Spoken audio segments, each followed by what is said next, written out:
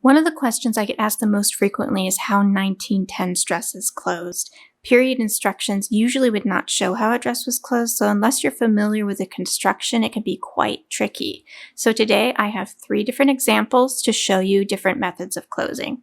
This one is from the late 1910s, maybe early 1920s. This one is from 1916 to 1918-ish, maybe 1919. And this one is probably around 1912. So these 3 span different time periods of the 1910s, and it'll show you 3 different methods of closing. This one would have been a day dress. This one would have been probably an afternoon dress, and this one is an evening dress. So that'll give you 3 different types of closing.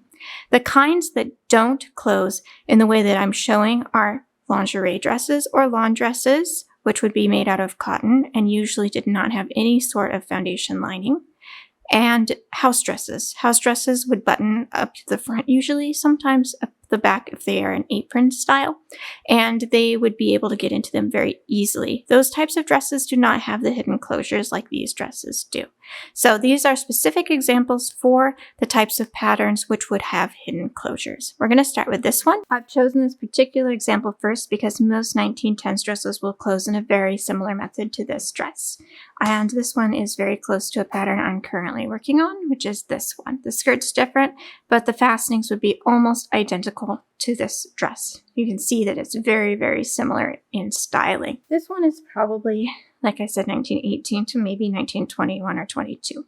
Something that you need to keep in mind with 1910s is they look modern, but they are not constructed in a modern way. It really throws people for a loop when they start sewing it for the first time. The thing that is most common is an inner layer, which would have been made of a fitted lining. This would be fitted to your figure. You do this first. And then on top of that is mounted an outside bodice. This particular one has sleeves attached to the inside here.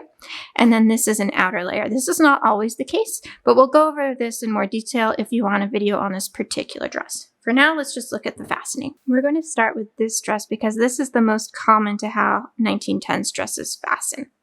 You would think from a modern standpoint that things would fasten up the side or the front or the back, and in the 1910s that generally wasn't the case, with the exception of lingerie dresses or lawn dresses, which would be a single layer of cotton, or house dresses, which you could get into and out of yourself. Most dresses had complicated and hidden closures, which happened from the Victorian era until probably halfway into the 1920s. It was really starting to get phased out in the earlier part of the 1920s when linings became optional. So by lining, I mean the fitted lining on the inside, which I'll show you in a minute. The dresses usually had a fitted lining that was fitted to the figure, and then the outside would be mounted onto that layer. Usually the fitted lining closes at center front, and then everything outside would sort of blend around it to make the hidden closures. So for this particular example, and for most examples where it's a closure like this, the skirt opens at the side. So for this one, this belt folds back. You can see there's a snap here. And then underneath this panel is where you would get into the dress. So the snaps are actually hidden over here at the side seam. Let me zoom in so you can see that closer. Here's the tie belt. That folds back. There's a snap here and here. This is a side panel that folds up. And then here is the snap. So it's about where the side seam would usually be in modern clothing. This is interesting. It still has this printed part on the fabric. So here is how you would get into and out of the dress. Snaps all the way across until center front. Here's center front, and it snaps all the way to the side here. So this part is finished with a bias facing, and this part is finished with a bias binding. And then your snaps attach and snap underneath, and then this panel and this belt close it. So to get out of the dress, you start at the side seam and you unsnap. Now we'll go to the front. To get into this dress, it will be hidden underneath here.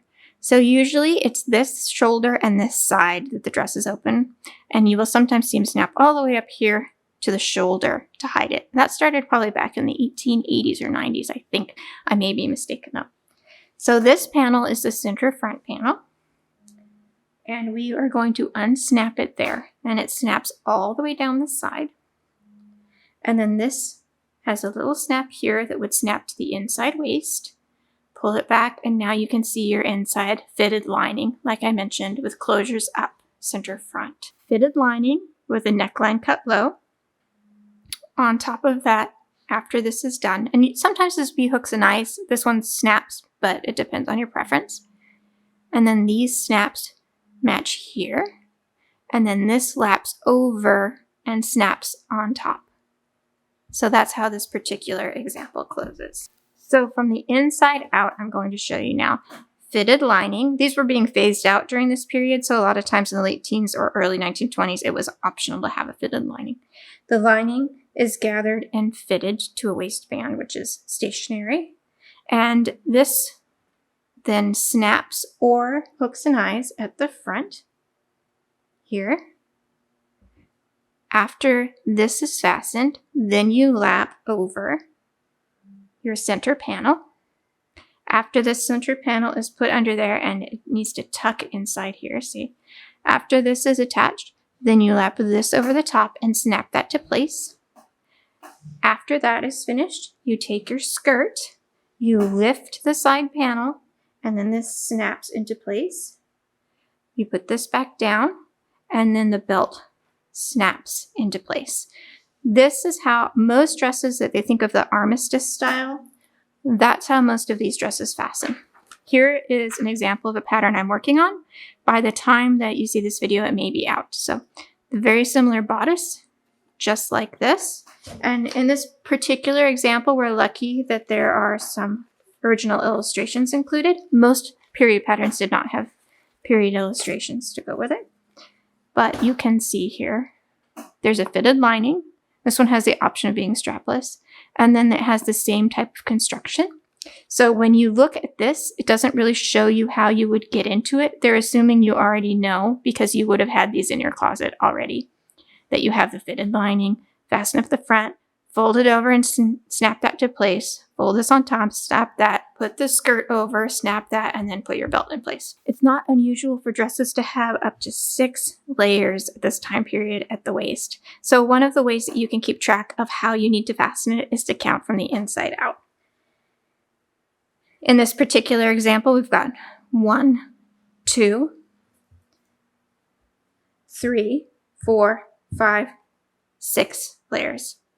So if you keep track and you can number them on a piece of paper, it'll help you remember how many layers you have and what the order is of how they need to go together and how they need to fasten, because it's just, there's so many layers in the 1910s and they're so complicated for how they fasten. So that's why most of these patterns are difficult. It's not that the sewing is necessarily hard, it's figuring out how to get into them that's more challenging. So hopefully this really helps you to visualize that. Let's go to the next dress. This particular one I picked because it's another very common shape. It's a regular bodice with a center panel. This was a thing they really loved to do, to add a center panel or some sort of like a tunic on the outside. So this one fastens again. Look up at your shoulder. The shoulder over here is where you would get into it. But to get out of it, which is what we're basically doing now, is the side seam here. So you'll notice a theme. The side opens and then everything laps over a center front closure. So this one is here at the side where the rectangle belt would be. And in period patterns, they'll often say cut a belt. And that usually means just a rectangle of whatever length and whatever width you would want. That piece usually wasn't included. So the hook is here at the side. Now you'll see up close that you're going to really use the angles to play to the advantage of how your hooks fasten. For this one, you want the hooks facing like this because out that way, because you want the tension of the waist. And when you do a skirt, a lot of times if you're doing hooks, you'll want it up and down because you want it to pull down. Or you'll use snaps. They alternate hooks and snaps depending on who's making it. So this particular one hooks Now we're going to unhook it at the waist. And then we're going to unsnap the shoulder.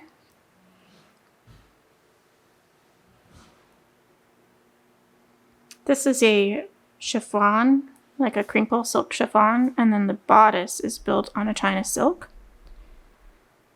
So this is economy. This was cheaper fabric than this, so they mounted on this. This is also stronger fabric than this. So they mounted the bodice on this and then didn't bother doing the chiffon on the layer that would be hidden. So here's your side opening with the hooks and eyes and snaps. We undid the shoulder, and then there's your center front. On this one, there's very few hooks and eyes up the front. You can add more if you need to. It depends on your particular figure. If you have a larger bust, you may want more. Also notice that this one laps, but it's a very simple lap. There was no extra effort put in. It's basically the fabric's turned on itself and hemmed, which is how you usually see it in the period. I've seen them lap slightly over the front. I've seen them butt right up next to each other. It just depended on the maker. They really didn't care as long as the lining fit. So let's look at the inside. Okay, so because this one is a sheer, they opted for the China silk lining.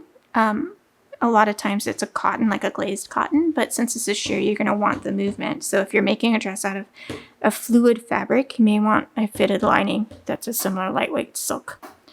And there's the armholes where the sleeves attach to.